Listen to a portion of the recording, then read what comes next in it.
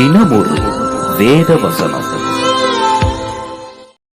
வேண்டும் போதெல்லாம் என் பதிலானாரே, வாழ்க்கை முழுவதும் என் நீதியின் தேவனே, நான் கூப்பிடுகையில் எனக்கு செவி கொடு. நெருக்கத்தில் இருந்த எனக்கு விசாலம் உண்டாக்கினீர். எனக்கு இறங்கி என் விண்ணப்பத்தை கேட்டருள். சங்கீதம் 4ஆம் அதிகாரம் 1வது வசனம்.